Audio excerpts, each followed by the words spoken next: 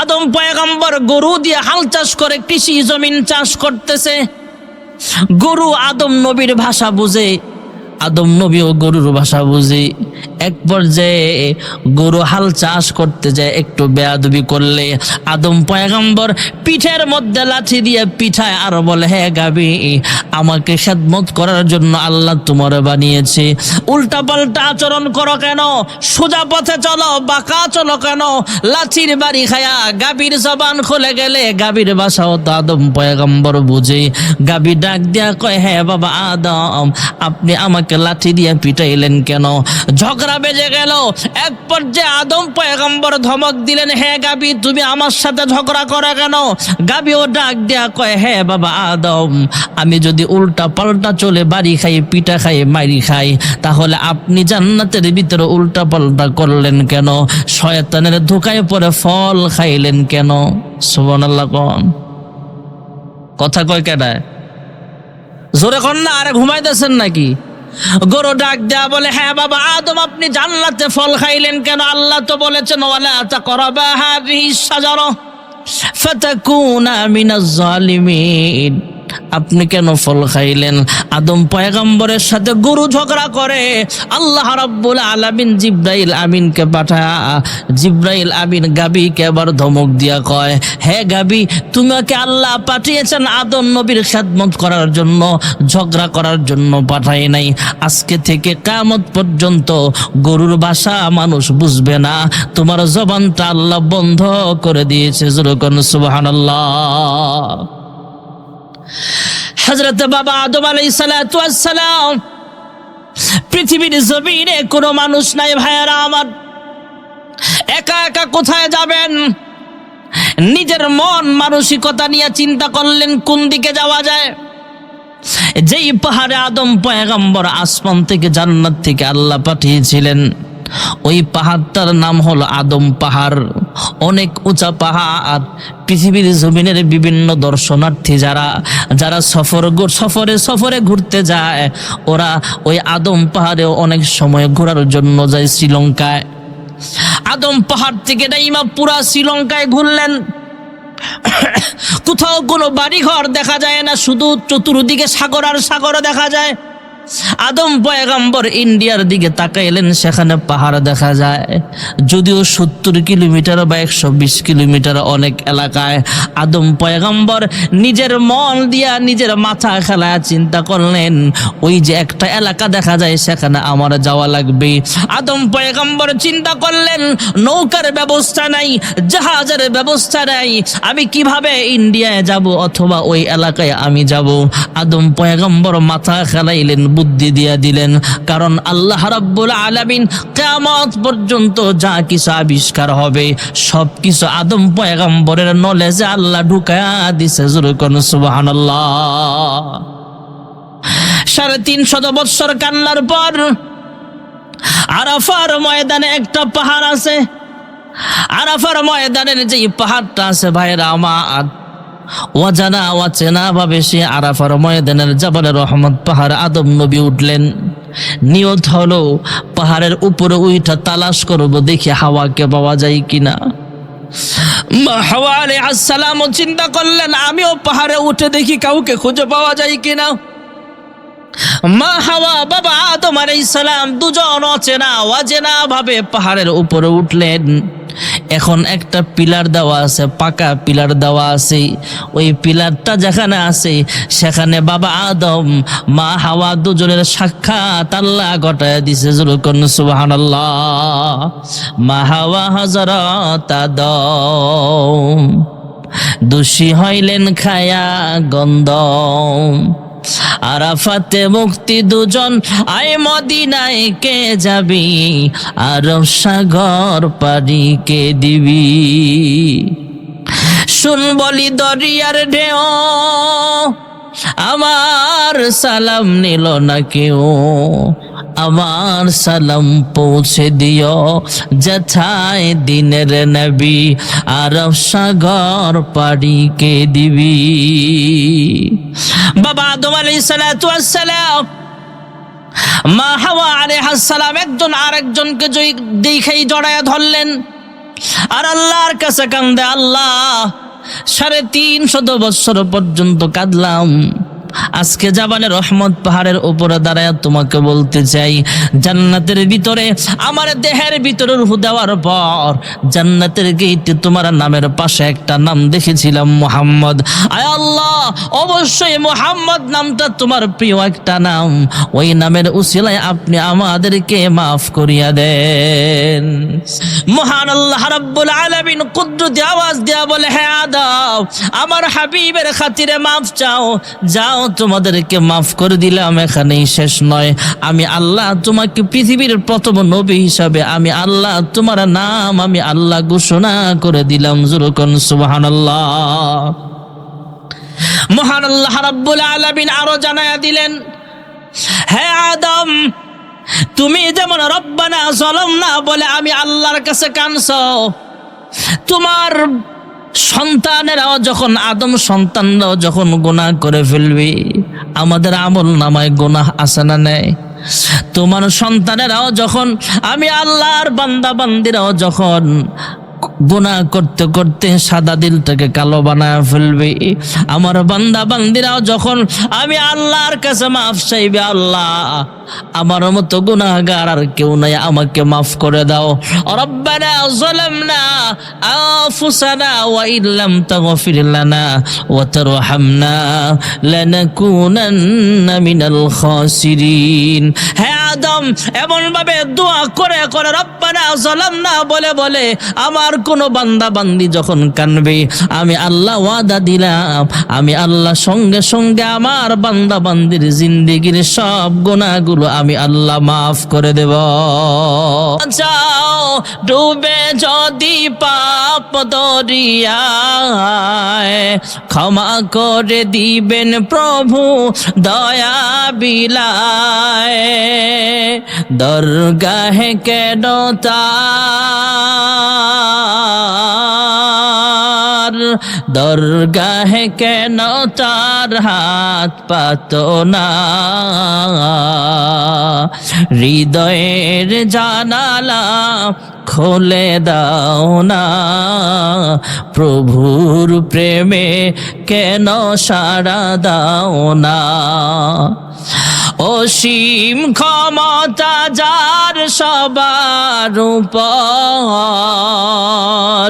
যার নামে বয়ে যায় ঝরনা নহর, আল্লাহ আল্লাহ বলে সবই দিওয়ানা, হৃদয়ের জানালা খুলে দাও না, প্রভুর ডাকে কেন সাড়া দাও না। আমার আপনার নবী বিশ্ব নবী রহমাতুল লিল আলামিন মেরাজের রজনীতে যখন আল্লাহর সাথে কথাবার্তা হইতেছিল, আল্লাহর আরশ আজিমে যখন আল্লাহর সাথে সাক্ষাৎ হয়ে গেল, মহান আল্লাহ কুদরতি আওয়াজ দিয়া জিজ্ঞেস করো, গো হাবিব আমার, আপনার মনটা ভীষণ খুশি দেখা যায়, কি ব্যাপার? এতক্ষণ তো আপনার মনটা ভীষণ খারাপ দেখা গেছে। আল্লাহর হাবিব ডাক দিয়া কয়, আল্লাহ, জমিনের মানুষ আমাকে ঠাট্টা করে, ক্রিটিসাইজ করে, বিদ্রুপ করে, আমাকে বিভিন্ন কথাবার্তা বলে গালি দেয়, এই জন্য আমার মনটা ভীষণ খারাপ। আমার ছোট সন্তান ছোট্ট সময়ে মারা যায়, কোনো ছেলের সন্তান বড় হয় না, ছোট্ট সময়ে মারা যায়, তাই আমাকে মানুষ ক্রিটিসাইজ করে, ঠাট্টা বিদ্রুপ করে, যে তোমার বংশে প্রদীপ জ্বালাবার মতো কেউ নাই, তোমার নাম নেওয়ার মতো কেউ নাই। ওগো মহান রব্বুল আলামিন, এখন আরশ আজিমে আইসা দেখলাম, আরশ আজিমের খুঁটিতে খুঁটিতে, দেওয়ালে দেওয়ালে, যেখানে যেখানে আপনার নাম, সেখানে যেখানে আমার নামটাও আপনি লিখে দিয়েছেন। আর জোরে কর, ইয়া মুহাম্মদ জগত জালা। কষ্ট হচ্ছে আপনাদের? ইয়া মুহাম্মদ জগত জালা, কমলিওয়ালা তোমারি নাম, মদিনাওয়ালা তোমারি নাম। এই পৃথিবীর নামেরই ঢঙ্কা, এই পৃথিবীর নামেরই ঢঙ্কা, সবারি সেরা তোমারি নাম, আলামিন উপাধি তোমারি নাম। ইয়া রাব্বাল আলামিন, ওগো পরওয়ারদিগার আলম, জমিনের মানুষ বলে হ্যাঁ মুহাম্মদ তোমার নাম নেওয়ার মতো কেউ নাই। এখন আরশে আজিম আইসা দেখি যেখানে আপনার নাম সেখানে আমারও নাম। নবীর নাম নেওয়ার মতো কেউ নাই? নাই না, আছে। নবীর নাম না, শুধু নবীর জন্য আমরা জানটাও দিতে পারি। ঠিক না বে ঠিক? জোরে বলেন। কাফেররা কি রিসার্চ করে হ্যাঁ মুহাম্মদ তোমার নাম নেওয়ার মতো কেউ নেই। মহান আল্লাহ রাব্বুল আলামিন কোরআনুল কারীমের ছোট্ট একটা সূরা নাজিল করে দিলেন, ইন্না আ'তাইনাকাল কাউসার। কাফেররা বলে আপনার নাম নেওয়ার মতো কেউ নাই, আমি আল্লাহ আপনাকে কাউসার দিয়া দিলাম। কাউসারের 36টা ব্যাখ্যা লিখেছেন এক তাফসীর কারক। এর মধ্যে একটা ব্যাখ্যা হলো হাউজে কাউসার দিলাম। হাউজে কাউসার এমন একটা পেয়ালা, এমন একটা পানি, এই হাউজের পানি যদি কেউ এক গ্লাস ইনশাআল্লাহ নবীর হাতে আমরা পান করতে পারি, 50,000 বছর পর্যন্ত ক্ষুধাও লাগবে না, পিপাসাও লাগবে না। আমি আপনাকে কাউসার দিলাম, এটা হলো 1 নম্বরের ব্যাখ্যা। কয়েকটা বলে আরেকটা ব্যাখ্যা হলো, ওগো পয়গম্বর কাফেররা বলে আপনার নাম নেওয়ার মতো কেউ নেই, আর আমি আল্লাহ আপনাকে দিলাম কাসরতে উম্মত। তথা আল্লাহর হাবিব বলেন হাসরের মাঠে প্রত্যেকটা নবী স্বীয় উম্মতকে নিয়ে দাঁড়ায়া যাবে। সন্তানকে নিয়ে যেমন বাবা দাঁড়ায়া যায়, তেমন পয়গম্বরগণ উম্মতদেরকে নিয়ে দাঁড়ায়া যাবে। কোন নবী 40 জন উম্মত নিয়ে দাঁড়াবে, কোন নবী 40,000 উম্মত নিয়ে দাঁড়াবে। সমস্ত নবীদের উম্মত যত বড় হবে, সমস্ত নবীদের উম্মতের কাতার যত বড় হবে, এর চাইতে বেশি উম্মত নিয়ে আমি আল্লাহর সামনে দাঁড়ায়া যাব। কাউসারের আরেকটা ব্যাখ্যা হলো উম্মত বেশি হওয়া। উম্মত কি হওয়া? আমাদের নবীর উম্মত সব নবীর উম্মতের চাইতে কম না বেশি? আল্লাহ জানায়া দিলেন ইন্না আ'তাইনাকাল কাউসার। কাউসারের আরেকটা ব্যাখ্যা হলো, ওগো পয়গম্বর কাফেররা বলে আপনার নাম নেওয়ার মতো কেউ নাই, আর আমি আল্লাহ এমন সিস্টেম চালু করে দিলাম, 5 ওয়াক্ত নামাজে যখন আজান হবে, যখন একামত হবে, মুয়াজ্জিন যখন বলবে আশহাদু আল্লা ইলাহা ইল্লাল্লাহ, এরপরে বলতে হবে আপনার নাম আশহাদু আন্না মুহাম্মাদার। জোরে কোন সুবহানাল্লাহ। আল্লাহর হাবিব রাহমাতুল লিল আলামিন আল্লাহর সাথে কথাবার্তা বলেন। এক পর্যায়ে যখন মেরাজ থেকে জমিনে ফিরে আসবেন, মহান আল্লাহ রাব্বুল আলামিনের কাছে আল্লাহর হাবিব ডাক দেয়, কয় আল্লাহ আমার জনগণের কথা আমি বলি নাই, জনগণকে কি দিবেন? সুবহানাল্লাহ কন্যা। আল্লাহ ডাক দেয়া বলে, হাবিব আমার, আপনার উম্মতের জিন্দেগীর সব গুনাহ আমি আল্লাহ ক্ষমা করে দিলাম। আমার আপনার নেতা বিশ্বনবী মুহাম্মদুর রাসূলুল্লাহ সাল্লাল্লাহু আলাইহি ওয়াসাল্লাম বলে, আল্লাহ এই বাজেট আমার হবে না, বাজেট আরো বাড়ান। সুবহানাল্লাহ করে বাজেট আরো বাড়ান। আল্লাহ বলে, যান যান, আপনার উম্মতের মর্যাদা সব নবীর উম্মতের চাইতে আমি আল্লাহ আরো বাড়ায়া দিয়েছি। আমরা এমন নেতা পাইছি ভাই, যেই নেতা সংসদে যায় আমাদেরকে ভুলে নাই, আল্লাহর আরশে আজিমে যায় বলে, আল্লাহ আমার জনগণের বাজেট আরো কমাইতে হবে না বাড়াইতে হবে? আল্লাহ ডাক দেয়া কয়, হাবিব আমার, জান জান, আমি আল্লাহ আপনার উম্মতকে 50 ওয়াক্ত নামাজ হাদিয়া দিলাম। আপনি তো মেরাজে এসেছেন, আমি আল্লাহর সাথে দেখা করেছেন। আপনার উম্মত যখন আল্লাহু আকবার বলে নামাজ আদায় শুরু করে দিবে, আমি আল্লাহ নিজে যায় তার সাথে দেখা করব। আল্লাহর হাবিব রাহমাতুল লিল আলামিন 50 টাইমস সালাত, 50 ওয়াক্ত নামাজ নিয়ে জমিনে ফিরছিলেন।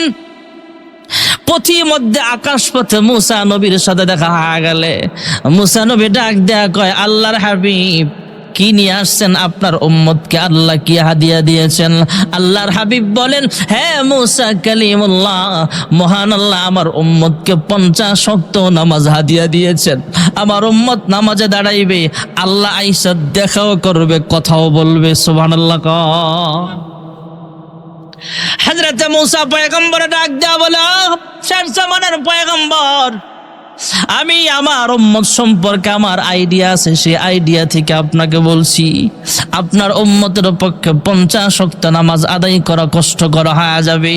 আল্লাহর কাছে ফিরে যান। আল্লাহর কাছে ফিরে গেলে মহান আল্লাহ 5 ওয়াক্ত নামাজ বা 10 ওয়াক্ত নামাজ কমায়া দিলেন। আবার আসলেন, আবার পাঠালেন।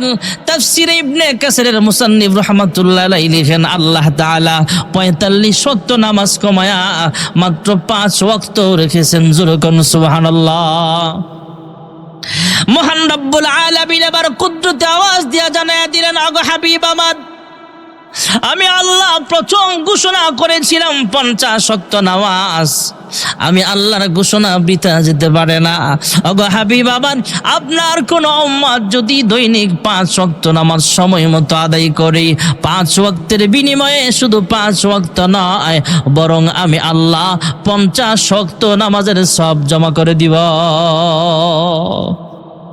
5 ওয়াক্ত নামাজ পড়লে আল্লাহ 5টা পুরস্কার দিবে। কয়টা? কষ্ট হচ্ছে আপনাদের, সংক্ষিপ্ত আকারে বলেই দোয়া করে দিব ইনশাআল্লাহ। 1 নম্বরের পুরস্কার, দুনিয়ার অভাব আল্লাহ দূর করে দিব। না সুবহানাল্লাহ করেন না? আমরা যে কাজই করি পেটের দায়ে, আমরা যে কাজ করতেছি পেটের দায়ে। কেউ গৃহস্থী করে, কেউ চাষাবাদ করে, কেউ গাড়ি চালায়, কেউ নৌকা চালায়, কেউ মোটরসাইকেল চালায়। যেই কাজ করতেছি পেটের দায়ে করতেছি। আল্লাহর হাবিব বলেন, কাজ যেটাই করো, ইনকাম যাই হোক, হালাল কামাই করো আর 5 ওয়াক্ত নামাজ করো, নামাজ আদায় করো, তাহলে রিজিকের অভাব দূর করার মালিক কে? পৃথিবীর জমিনে অনেক গরিব আছে, যেখানে রাত সেখানে কায়ত ঘুমায়া যায়। আর ভাই জানে, বাংলাদেশে ঢাকা শহরে অনেক কোটিপতি আছে, ঘুমের ট্যাবলেট 2টা না খাইলে ঘুমায় না। শান্তি দেওয়ার মালিক কে? ধনী মানুষ, বিলাসবহুল গাড়ি। আরে এর গাড়ি দেখলে আপনি অবাক হয়ে যাবে। আমাদের আজকেও দেখছি একটা গাড়ি আসার সময়, আপনার নতুন একটা 11 এক্সপ্রেস হয়েছে, তো ওই রোড দিয়ে আসলাম, ভিআইপি এক গাড়ি, 2.5 কোটি থেকে 3 কোটি টাকা শুধু একটা গাড়ির দাম। এত দামি গাড়ি দিয়া চলে, এসির ভিতরে বৈশা শরীর ঘামে, কেমন পেরেশানি। এত কোটি কোটি টাকার মালিক, তারপরেও তার ঘুম আসে না। আর 5 ওয়াক্ত নামাজে রিক্সাওয়ালা রাত্রে কোন রকম শুইছে আর ঘুমায় গেছে। শান্তি দেওয়ার মালিক কে? এই জন্য 5 ওয়াক্ত নামাজ আদায় করা ফরজ। ভাইয়েরা আমার, সময় সংক্ষেপ। আল্লাহর হাবিব বলেন, 5 ওয়াক্ত নামাজের 1 নম্বর পুরস্কার হলো দুনিয়ার জমিনে আল্লাহ রিজিকের অভাব দূর করে দিবেন। 2 নম্বরের পুরস্কার, আমরা যখন দুনিয়া থেকে বিদায় হয়ে যাব, একটু গভীর মনোযোগ দিয়ে লক্ষ্য করুন ভাইয়ারা আমার। জানি না আজকের মাহফিল কার জন্য জীবনের শেষ মাহফিল হয়ে যাবে। পাশেই তো কবরস্থান, কত মানুষ এখানে শুয়ে আছেন। একটু আগে আমার ভাই বললেন, এখানে অনেক মুরব্বীরা আছেন, ওনাকে বিনা কাপড়ও দেখছেন, ছোট্ট সময় ল্যাংটাও দেখছে। এমন অনেক মুরব্বীরা অন্ধকার কবরে আছে না নাই? আজকের মাহফিলটাও কার জন্য জানি জীবনের শেষ মাহফিল হয়ে যেতে পারে। আমার দেহ থেকে যখন রূহটা আলাদা হয়ে যাবে, কয়েকজন মানুষ মসজিদের দিকে দৌড়াবে, মসজিদের মাইকে এলান করবে, ঘোষণা করবে, অমুক দুনিয়া থেকে চলে গেছে, অমুক মারা গেছে। শোক সংবাদ শোনাইবার জন্য মসজিদের পথে রওনা হয়ে যাবে। আর কয়েকজন বাচ্চাদের বাস কাটতে ব্যস্ত হয়ে যাবে। আর কয়েকজন বাজারের দিকে রওনা হবে কাপড়ের কাপড় কেনার জন্য। আর কয়েকজন কবরস্থানের দিকে রওনা হবে কবর খনন করার জন্য। আর কয়েকজন মহিলা আমাকে গোসল দেবার জন্য বড়ই পাতার গরম পানির ব্যবস্থা করবে। মশারি টানায়া জীবনের শেষবারের মতো গোসল দিয়া দিবে। কাফনের কাপড়ের প্যাকেট বানায় খাটিয়ে রাখা হবে। 4 জন শক্তিশালী মানুষ আমাকে আপনাকে জানাজার মাঠে নিয়ে যাবে।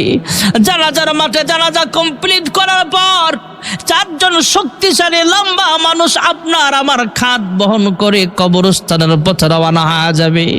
কবরের স্থানে কবরের পাশে খাটিয়াটা নামাইবার পর এতক্ষণ যেই মানুষগুলো খাট বহন করছে, যেই সাহস নিয়া, যেই কলিজা নিয়া খাট বহন করেছে, এর চাইতে শক্তিশালী এবং সাহসী মানুষ 2 জন বা 3 জন আমার আপনার কবরে লাফ দিয়ে নেমে যাবে। আমার আপনার লাশটা কবরে রাখা হবে। জীবনের শেষবারের মতো দেখা কবর থেকে এখন আস্তে আস্তে করে উঠে যাবে।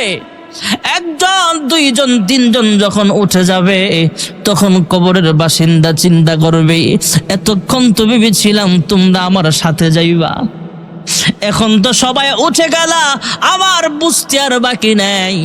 ফজরের নামাজটা আমি ঠিক মতো পড়ি নাই, জোহরের নামাজটা কাজ করার কারণে পড়তে পারি নাই। আমি একজন কৃষক মানুষ, তাই কৃষি কাজে ব্যস্ত ছিলাম, নামাজ ঠিক মতো আদায় করতে পারি নাই। আজকে কবরে আইসা দেখলাম সবাই আমার পর, আমার একমাত্র আল্লাহ ছাড়া আমার আপন কেউ নাই। আমাদের সব চাইতে আপন জোরে বলেন কি? আমাকে আপনাকে কবরে দাফন করার পর সবাই চলে যাবে। 2 জন ফেরেশতা এসে আমাকে আপনাকে প্রশ্ন করবে 3টা। 1 নম্বরের প্রশ্ন হলো মার রাব্বুকা, আমাদের রব জোরে বলেন কি? নামাজি বান্দা বান্দির জন্য আল্লাহ সহজ করে দিবেন, কারণ নামাজি বান্দা বান্দি যখন নামাজে দাঁড়ায়, আল্লাহু আকবার বলে যখন আমরা নামাজে দাঁড়ায় যাই, তখন আমরা রবের নাম বারবার স্মরণ করতে থাকি। আলহামদুলিল্লাহি রাব্বিল আলামিন। এখানে রব আছে না নাই? সূরা মিলাইবার পর আল্লাহু আকবার বলে যখন আমরা রুকুতে যাই, 3 বার 5 বার বা 7 বার বলা সুন্নাত। সুবহান রাব্বিয়াল আযীম, সুবহান রাব্বিয়াল আযীম। এখানে রব আছে না নাই?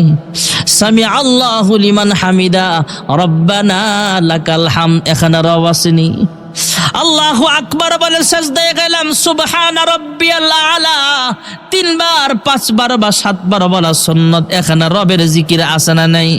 5 ওয়াক্ত নামাজে রুকুতে যাও রবের আলোচনা, রুকু হতে সোজা হয়ে দাঁড়াও রবের আলোচনা, সাজদায় যাও রবের আলোচনা।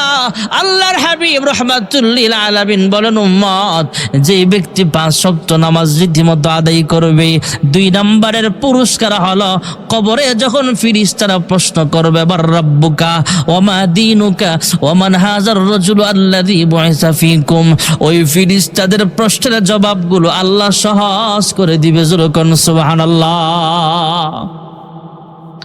সময় সংক্ষেপ ভাইরা আমার, 3 নম্বরের পুরস্কার হাসরের মাঠে কাহারো আমল নামা বাম হাতে দেওয়া হবে, কাহারো আমল নামা পিঠে দেওয়া হবে, আর যারা ডান হাতে আমল নামা দেওয়া হবে সে জান্নাতি মানুষ। فأما من أوتي كتابه بيمينه فيقول هاؤم اقرءوا كتابيه إني ظننت أني ملاق حسابيه فهو في عيشة راضية في جنة عالية. আল্লাহর হাবিব রাহমাতুল লিল আলামিন বলেন, যেই ব্যক্তি 5 ওয়াক্ত নামাজ সময় মতো আদায় করবে, মহান আল্লাহ তাকে 3 নম্বরের পুরস্কার দিবেন। সেটা হলো হাসরের মাঠে ডান হাতে আমল নামা দেওয়া হবে। যখন সুবহানাল্লাহ। 4 নম্বরের পুরস্কার হলো ফুলসিরাতের পুল, 30,000 বৎসরের রাস্তা। ভাইয়ারা আমার, আমরা যে যমুনা সেতু পার হয়, যমুনা সেতুর নিচে আছে পানি আর মাটি তথা পানি আর বালু, কিন্তু ফুলসিরাতের নিচে থাকবে জাহান্নামের আগুন। জাহান্নামের আগুন মাবুদ সইতে পারব না, দুনিয়া আখেরাতে আমাকে কাঁদায়ো না। ফুলসিরাতের নিচে থাকবে জাহান্নামের আগুন। কোন মানুষ আস্তে আস্তে জাহান্নামের উপর দিয়ে জান্নাতে যাবে, তবে সে জান্নাতি মানুষ আমল ইমান দুর্বল হওয়ার কারণে আস্তে আস্তে যাবে। আবার কেউ মোটরসাইকেলের গতিতে যাবে, কেউ বিমানের গতিতে যাবে, কেউ বিদ্যুৎ গতিতে যাবে। আর যেই 5 ওয়াক্ত নামাজি বান্দা বান্দি, আল্লাহর হাবিব বলেন 4 নম্বরের পুরস্কার, ফুলসিরাতের পুল 30,000 বৎসরের রাস্তা চোখের পলকে আল্লাহ পার করার ব্যবস্থা করবে। জোরে কোন সুবহানাল্লাহ। নামাজি বান্দা বান্দির 1 নম্বরের পুরস্কার হলো দুনিয়ার জমিনে আল্লাহর জিকির অভাব দূর করে দিবেন। 2 নম্বরের পুরস্কার হলো কবরে ফেরেশতাদের প্রশ্নের জবাব আল্লাহ আসান করে দিবেন, সহজ করে দিবেন। 3 নম্বরের পুরস্কার হাসরের মাঠে ডান হাতে আমলনামা প্রদান করা হবে ভাইয়েরা আমার। 4 নম্বরের পুরস্কার ফুলসিরাত 30,000 বৎসরের রাস্তা চোখের পলকে মুহূর্তের মধ্যে পার করে দিবেন। 5 নম্বরের ভিআইপি পুরস্কার হলো ইন্নাল্লাযীনা আমানু ওয়া আমিলুস সালিহাতি কানাত লাহুম জান্নাতুল ফিরদাউসি নুজুলা। আল্লাহ তাআলা বলেন, নিশ্চয়ই যারা ঈমান আনবে, নেক আমল করবে, তাদেরকে মহান আল্লাহ তাআলা জান্নাতুল ফিরদাউসের মেহমান বানায় দিবে। জোরে কোন সুবহানাল্লাহ। আল্লাহর হাবিবের সবচেয়ে ঘনিষ্ঠ সাহাবী ছিলেন হযরত আবু বকর সিদ্দিক রাদিয়াল্লাহু তাআলা আনহু। উনি নামাজে আসেন, আবার সবার আগে নামাজ থেকে বাড়িতে ফিরিয়া যায়। এক পর্যায়ে আল্লাহর হাবিব হলেন ইমাম। তিনি মুয়াজ্জিনকে যতক্ষণ না বলেন ইকামত দিতে, মুয়াজ্জিনও ইকামত দেয় না। ইমাম সাহেব এবার মুসল্লির অপেক্ষা করে। মুসল্লি হলো হযরত আবু বকর। সুবহানাল্লাহ বলেন। সুবহানাল্লাহ। হযরত আবু বকর সিদ্দিক রাদিয়াল্লাহু তাআলা আনহু মুসল্লি। ইমাম মুসল্লির অপেক্ষা করতে করতে যখন দেখে সময় শেষ প্রান্তে চলে আসছে, তখন নামাজে দাঁড়ায় গেছে।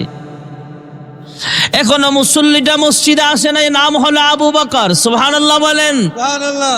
আল্লাহর হাবিব রাহমাতুল্লিল আলামিন নামাজ শেষ করলেন। এবার যখন সালাম ফিরাবেন, আসসালামু আলাইকুম ওয়া রাহমাতুল্লাহ, সালাম ফিরাই দেখে হযরত জিবরাইল আমিন পাশে এসে বসে আছে।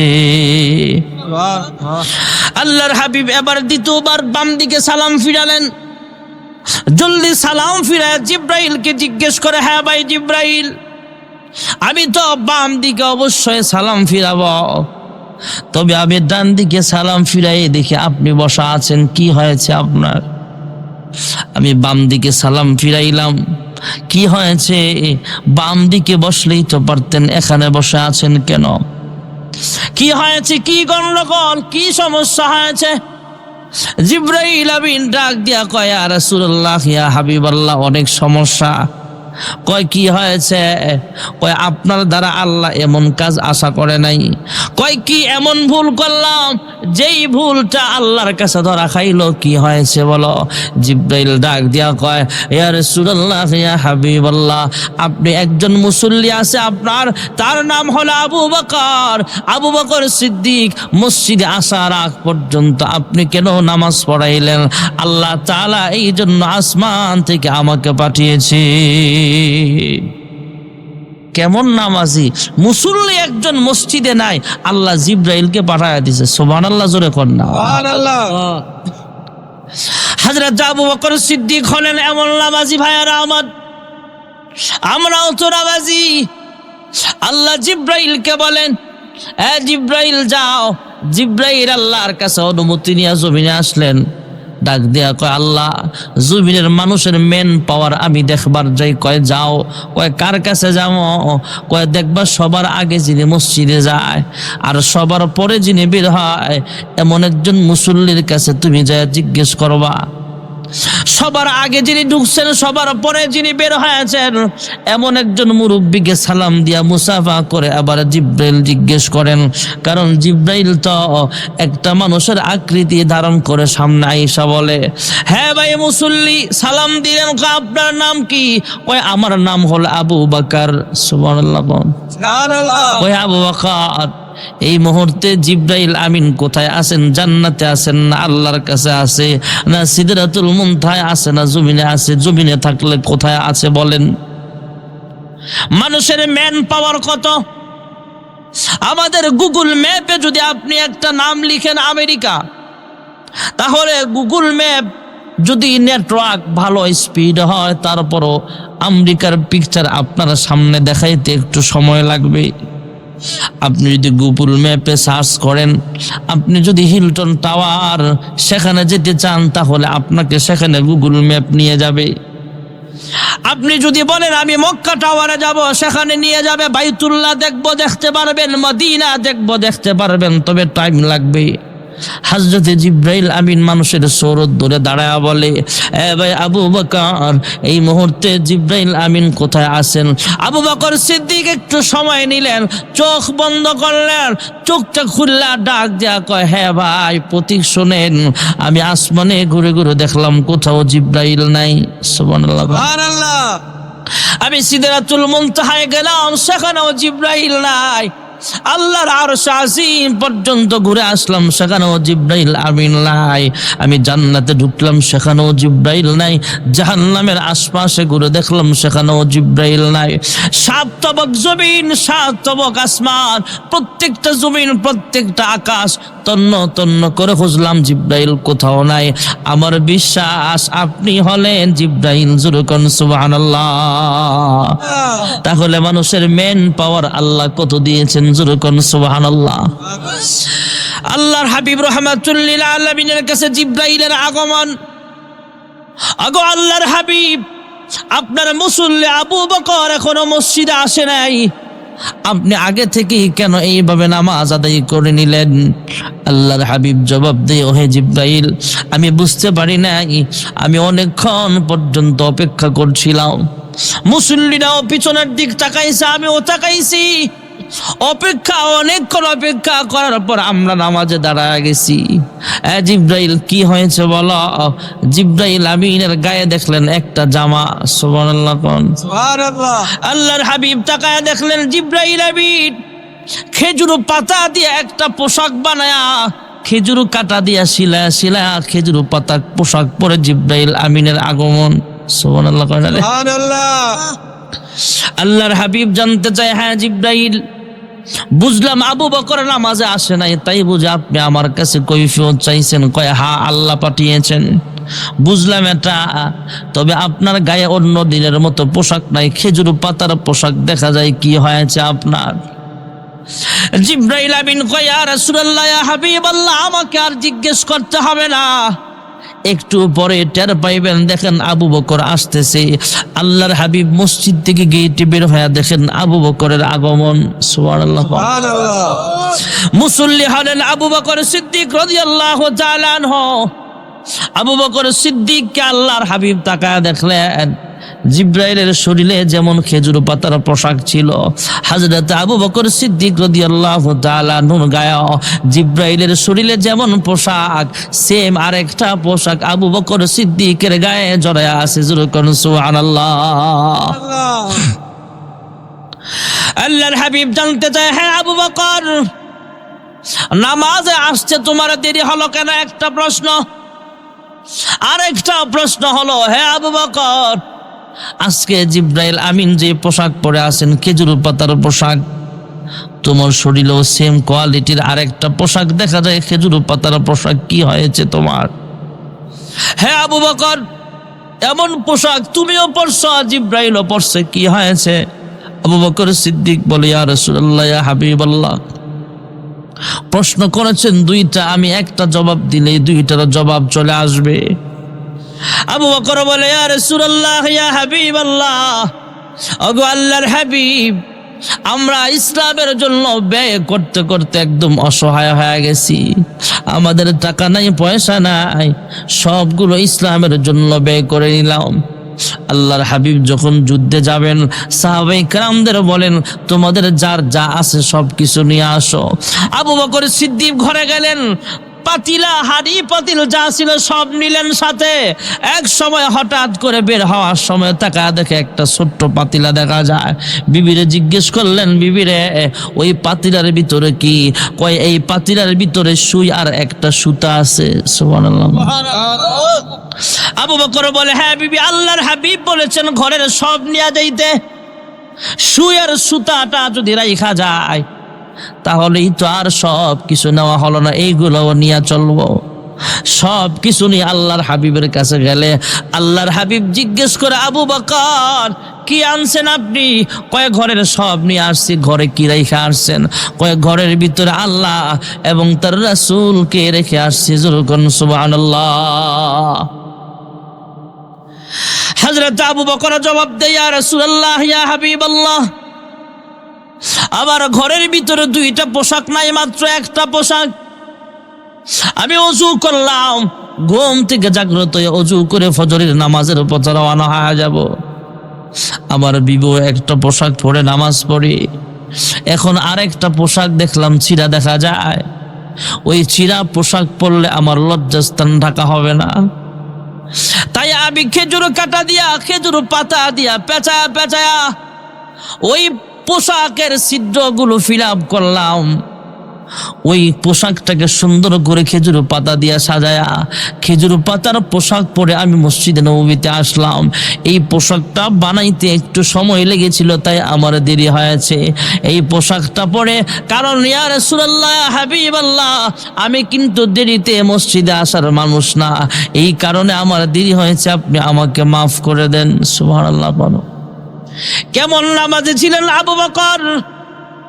জিবরাইল আমিন ডাক দিয়া কয়, ওগো আল্লাহর হাবিব, আপনি তো দেখেছেন আবু বকর যে পোশাকটা পরেছেন আমিও সেই পোশাক পরে আছি। কয় হ্যাঁ। কয় এমনি এমনি পড়ি নাই, আমাকে আল্লাহ তাআলা হুকুম করেছেন খেজুর পাতার পোশাক পরতে। সুবহানাল্লাহ। ইয়া রাসূলুল্লাহ, ইয়া হাবিবাল্লাহ, শুধু আমাকেই নয়, মহান আল্লাহ রাব্বুল আলামিন আসমানের সমস্ত ফেরেশতাদেরকে অর্ডার করেছেন, হুকুম করেছেন, ফেরেশতারা রে, আজকে আবু বকরের সম্মানার্থে সমস্ত ফেরেশতারা খেজুর পাতার পোশাক পরিধান করো। যেরকম সুবহানাল্লাহ, লা ইলাহা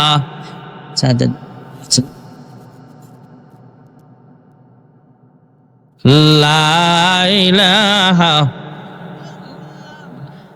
লা ইলাহা লা ইলাহা ইল্লাল্লাহ, লা ইলাহা লা ইলাহা ইল্লাল্লাহ,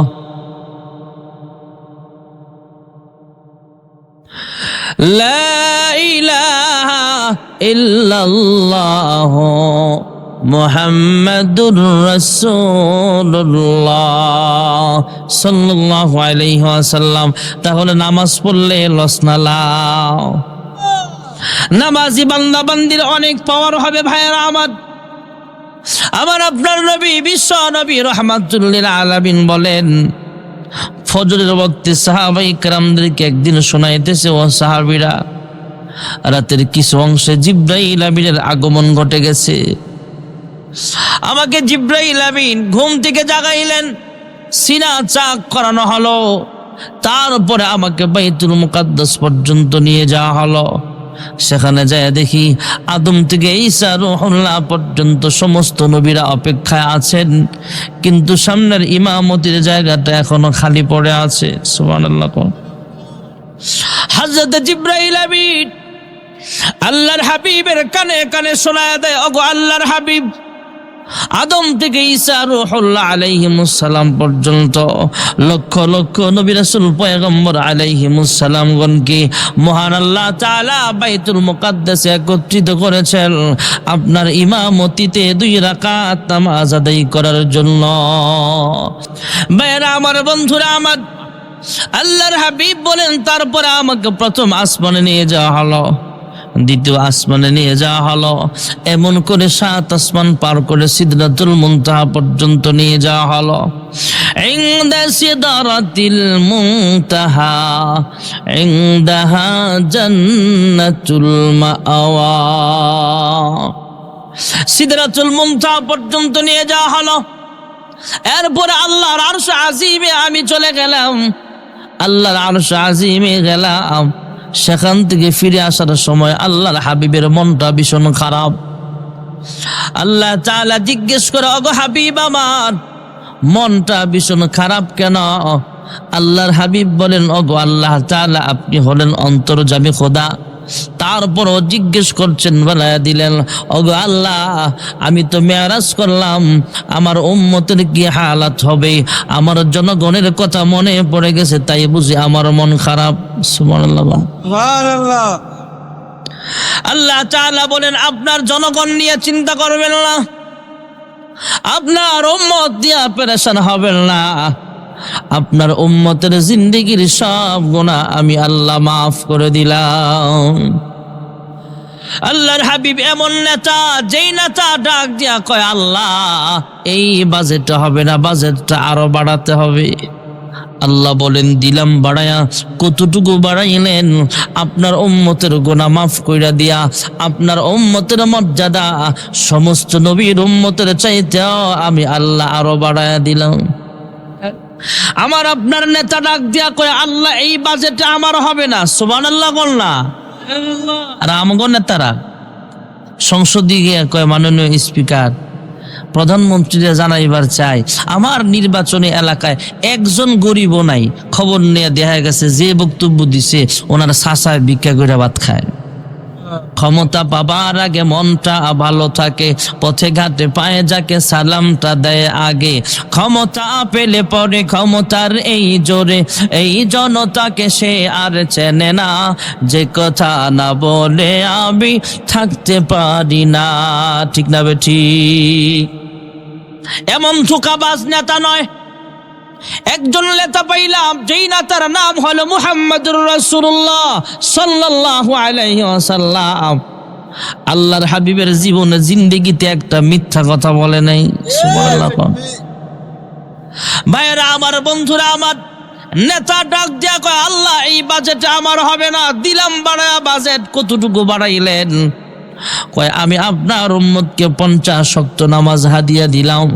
আপনার উম্মত যখন নামাজে দাঁড়াবে আমি আল্লাহ নিজে যাব, তার সাথে কথাও বলবো, দেখাও করবো। জোরে কোন সুবহানাল্লাহ। আল্লাহর হাবিব রাহমাতুল লিল আলামিন 50 ওয়াক্ত নামাজ দিয়া জমিনে ফিরতেছিলেন। পথিমধ্যে হযরতে মুসা নবীর সাথে দেখা হয়ে গেল। হযরতে মুসা পয়গম্বর ডাক দিয়া জিজ্ঞেস করলেন, হ্যাঁ শেষ জামানার পয়গম্বর, আপনি তো মেরাজ করে এসেছেন, আপনার উম্মতকে আল্লাহ তাআলা কি হাদিয়া দিল? আল্লাহর হাবিব বলেন, হ্যাঁ মুসা পয়গম্বর, আল্লাহ তাআলা আমার উম্মতকে 50 ওয়াক্ত নামাজ হাদিয়া দিয়েছেন। সুবহানাল্লাহ। মুসা নবী ডাক দিয়া বলে, আপনার উম্মতের 50 ওয়াক্ত নামাজ আদায় করতে কষ্ট হয়ে যাবে। তাফসীর ইবনে কাসিরের মুসান্নিফ রাহমাতুল্লাহ আলাইহি তাফসীরের কিতাবে লিখেন, তাফসীর ইবনে কাসিরের লেখা হয়েছে, আল্লাহর কাছে ফিরে গেলে আল্লাহ কিছু নামাজ কমায়া দিলেন, আবার আসলেন, আবার মুসা নবী পাঠালেন, এমন করে 45 কমাইলেন। মাত্র 5 ওয়াক্ত যখন আসে, মুসা নবী ডাক দিয়া কয়, জান 5 ওয়াক্ত কষ্ট হবে। আমার আপনার নবী ডাক দিয়া কয়, আল্লাহ দিয়েছিল বেশি, কমাইতে কমাইতে 5 ওয়াক্তে আনলাম, 5 ওয়াক্তের চেয়ে আরো কমাইবার জন্য আল্লাহর কাছে যাবো। এটা আমার লজ্জা লজ্জা লাগে। যখন সুবহানাল্লাহ। মহান আল্লাহ রাব্বুল আলামিন কুদরতি আওয়াজ দিয়া জানায়া দিলেন, ওগো হাবিব আমার, আমি আহকামুল হাকিমিন আল্লাহ রাব্বুল আলামিন প্রথম ঘোষণা করেছিলাম 50 ওয়াক্ত নামাজ। আমি আল্লাহর ঘোষণা গীতা যেতে পারে না। আপনার কোন উম্মত যদি 5 ওয়াক্ত নামাজ রীতিমতো আদায় করে, 5 ওয়াক্তের বিনিময়ে শুধু 5 ওয়াক্ত নয়, বরং আমি আল্লাহ 50 ওয়াক্ত নামাজের সব লিখিয়া দিব। 5 ওয়াক্ত নামাজ শুধু পুরুষ পড়বে, মহিলা লাগতো না। পুরুষ মহিলা সবার জন্য। মহিলাদের জান্নাতে যাওয়া একদম সহজ। 5 ওয়াক্ত নামাজ পড়া অসামাত শাহরহা, নামাজ পাশাপাশি রোজা রাখা। সুবহানাল্লাহ। এখন বলবেন হুজুর, আল্লাহ তো পুরুষের উপরেও নামাজ ফরজ করছেন, মহিলাদের ক্ষেত্রে আলাদা তো নামাজের কথা কয় না। কিন্তু আল্লাহর রাসূল এখানে অসামাত শাহরহা মহিলাদের ক্ষেত্রে অনেক গুণাগুণ বলেছেন আল্লাহর হাবিব। এর মধ্যে রমজানের রোজার কথা আলাদা কেন বললেন? এর ভিতরে একটা রহস্য আছে। যারা মুরব্বী টাইপের আছেন আপনারা বেশি বুঝবেন। সেটা হলো, মাহে রমজানেও অনেক মহিলারা বিশেষ কোনো কারণে রোজা ভাঙ্গার দরকার আছে না নাই? বুঝছেন তো? এই রোজা যে ভাঙ্গে, 5টা রোজা হোক, 7টা হোক, 3টা হোক, এই রোজাটা তো তার উপরে ফরজ। এই রোজাটা পরবর্তী মাসে রমজান গেলেগা অন্য মাসে কাজা করতেই হবে, যাতে করে মহিলারা এটার প্রতি খেয়াল রাখে। এই জন্য আলাদাভাবে বলেছেন অসামাত শাহরহা। মা মহিলার রমজানে যদি কোনো কারণবশত রোজা ভাঙতে হয়, রমজানের পরে এই রোজাগুলো কাজা করবে। মাহে রমজানের রোজা ঠিক মতো রাখবে, নামাজ ঠিক মতো আদায় করবে, স্বামীর আমানতের খেয়ানত করবে না। আল্লাহর হাবিব বলেন, পর্দা নিশি না আবেদা হয়ে যাবে, এই মহিলাকে জান্নাতের সব দরওয়াজা দিয়া ডাকবে জান্নাতে যাওয়ার জন্য। যেই দরওয়াজা ইচ্ছা সেই দরজা দিয়া জান্নাতে প্রবেশ করবে। যেরকম সুবহানাল্লাহ। এখন তো শীত কমে গেছে, প্রচন্ড শীতের মাঝে ফজরের ওয়াক্তে ফজরের নামাজ পড়তে সবচেয়ে কষ্ট বেশি। শীতের ভিতরে বোঝা গেছে মুসল্লি কারা, আসল মুসল্লি বোঝা গেছে। অন্য সময় এখন যদি ফজরের ওয়াক্ত হয় 10 জন, তখন হয়তো 3 জন 5 জন হইতে কষ্ট হইতো। ইমাম সাহেবরা জানে, হুজুররা কিন্তু শুক্রবারে শুক্রালি ঘরে গনে না, ফজরের ওয়াক্তে যারা আইব তা ঘরে গনে।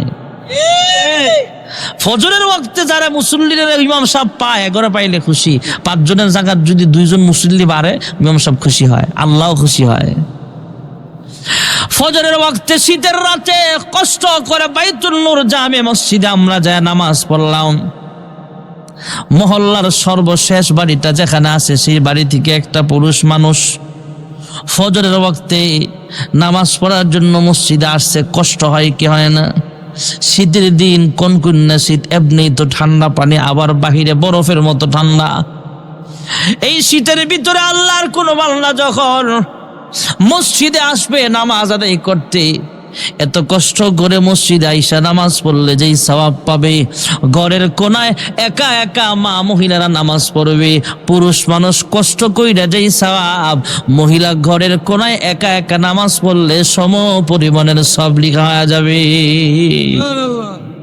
অতএব মা বোনেরা, আপনাদের জান্নাতে যাওয়া সহজ। জোরে কোন মারহাবা।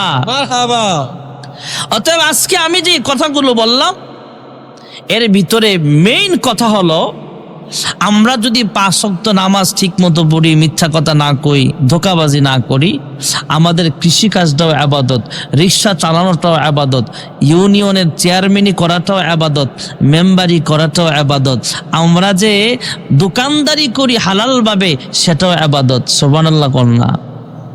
মেন বয়ান হলো 5 ওয়াক্ত নামাজ। কয় ওয়াক্ত? 5 ওয়াক্ত। এরপরে শেষ পর্যায়ে মহিলাদের কথা বললাম। মহিলারা নামাজ ঠিক মতো পড়বে, স্বামীর আমানতের খেয়ানত করবে না, লজ্জাস্থানের হেফাজত করবে, পর্দা পুশিদায় থাকবে, রমজানের রোজা রাখবে। আল্লাহ মহিলাদেরকে আমলগুলো করার তৌফিক দাও। জোরে কোন আমিন। ফাঁকে দিয়ে আরেকটা আমল গেছে, সেটা হলো ঘুমের আমল। ঘুমের সুন্নত তরিকা আছে না নাই? ঘুমের ভিতরে আমার আপনার মরণ চলে আসতে পারে। ঘুমের আগে যুবক ভাইয়েরা গুনাহ করেন না, এই ঘুমটা জীবনের শেষ ঘুম হয়ে যেতে পারে। এই ঘুমের ভিতরে আজরাইলের সাথে দেখা হয়ে যেতে পারে। ঘুমের সুন্নত তরিকা হলো উত্তর দিকে মাথা দিয়ে ঘুমানো। যাদের খাট পূবে পশ্চিমে আছে, সুবিধা থাকলে উত্তর দক্ষিণে করে শুইবেন, এটা সুন্নত। আর পশ্চিম দিকে চেহারাটা ঘুরায়া দোয়া পড়া, আল্লাহুম্মা বিসমিকা আমুতু ওয়া আহইয়া। দোয়া পড়ার পরও ঘুম না আসলে জিকির করা, তেলাওয়াত করা। আল্লাহ তৌফিক দাও। জোরে কোন আমিন। দোয়া হয়ে যাবে। বাইতুন নূর জামে মসজিদের কিছু অসমাপ্ত কাজ আছে। আপনাদের এই মাহফিলের সভাপতি সাহেব সাইফুল ভাই না, বক্তব্য দিনের অসুস্থ মানুষ, ওনার আব্বা মারা গেছে কয়দিন আগে, 3 মাস আগে মারা গেছে। হয়তো গত বছর মাহফিল হয়েছে কিনা, ওখানে হয়তো ছিল উনি, আজকে উনি কবরের বাসিন্দা হয়ে গেছে। এই মসজিদের সাথে ওনার সম্পর্ক ছিল। আল্লাহ ওনার কবরটা জান্নাতের বাগান বানাও, যেরকম আমিন। সাইফুল ভাই বলে গেছেন মসজিদের অসমাপ্ত কাজগুলো হয়ে যাবে, উনিও সহযোগিতা করবে। আপনারাও কালেকশনে দিছেন, শাহজালাল আশিকি সাহেবের কাছে অনেক টাকা দিছেন। এরপরও দোয়ার আগে আর কেউ আসেননি যে হুজুর আমি 1000 টাকা দিমু, 500 টাকা দিমু মসজিদের জন্য? والصلاة والسلام على أشرف الأنبياء والمرسلين وعلى آله وأصحابه أجمعين.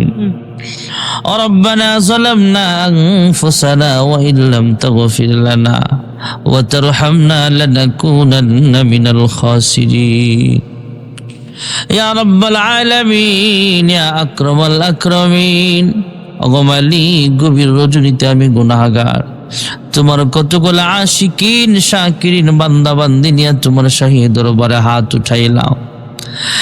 মালিক, আসর থেকে এই পর্যন্ত যা কিছু আলোচনা হয়েছে ভুল ভ্রান্তি মার্জনা করে আর হাদিয়া লক্ষ কোটি গুণে বাড়াইয়া বিশ্ব নবীর রওজা ছাড় সোনার মদিনায় সবুজ রঙের গম্বুজের নিচে পৌঁছায়া দাও।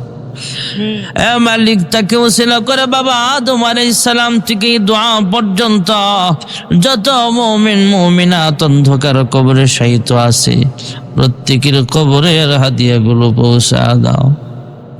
মালিক, খাস করে আমরা যারা হাত বাড়াইলাম, জানি না কে জানি মা দুঃখিনী হারাইয়া প্রাণের আব্বা জানা হারায়া এতিমের মতো হাত বাড়াইছে গো আল্লাহ। জানি না গো মালিক কার মা বাবার কবরে জাহান্নামের সাপ কামড়াইতেছে, জানি না গো আল্লাহ কার মা বাবার কবরে জাহান্নামের আগুন দাও দাও করে জ্বলতেছে। তাদের পক্ষ থেকে মাফ চাই, ক্ষমা চাই। আজকের এই মাহফিলের উসিলায় তাদের কবরগুলো জান্নাতের বাগান বানায় দাও। রব্বির হামহুমা কামা রব্বায়ানি সগীরা। ইয়া রাব্বাল আলামিন, এই বাইতুন নূর জামে মসজিদ যারা টাকা দিয়া পয়সা দিয়া সুপরামর্শ করে এমন সুন্দর আয়োজন করেছে, মসজিদ সাজাইছে, প্রত্যেকের মনের নেক আশাগুলো পূরণ করিয়া দাও। আয় আল্লাহ, আমরা গুনাহগার, তোমার নাম গফফার। আমাদের গুনাহের দিকে না তাকায়া তোমার গফফার সত্তারুল আয়ুব নামের ওসিলায় আমাদের সকলের জিন্দেগির সব গুনাহগুলো মাফ করিয়া দাও। আমার মতো গুনাহগার আসমানের নিচে জমিনের উপরে আর একজন নাই। আমার গুনাহের খবর যদি আম্মা আব্বা জানতো কোনোদিন সন্তান বলে পরিচয় দিত না। আমার গুনাহের খবর যদি বিবি জানতো কোনোদিন এক খাটে ঘুমাইতো না। আমার গুনাহের খবর যদি দোকানদার জানতো আমার কাছে কেনা বেচা করতো না। আমার গুনাহের খবর যদি ড্রাইভার জানে আমাকে ড্রাইভার গাড়িতে বসতে দিত না। আবার গুনাহের খবর যদি এই এলাকার মানুষ জানতো তাহলে আমার বয়ান শুনতে বসতো না। মালিক, আমাদের গুনাহগুলো যেমন গোপন রেখেছ, গোপনে গোপনে আমাদের সকলের জিন্দেগির সব গুনাহ খাতাগুলো মাফ করিয়া দাও। আদর করিয়া মানুষ আল্লাহ বানায়া কেমনে দিবা জাহান্নামে ফেলিয়া। গুনার বোঝা মাথায় লয়া আমরা দেশ বিদেশে ঘুরি, কোন দিন জানি আজরাইলের হাতে ধরা পড়ি। কবরেরই আযাব যদি মানুষ দেখিত, ঘর বাড়ি ছাড়িয়া রে পাগল হইত। তুমি ছাড়া কারি কাছে আমরা করিব রোদন, তুমি বিনে কে বুঝিবে মনেরই বেদন। তুমি যদি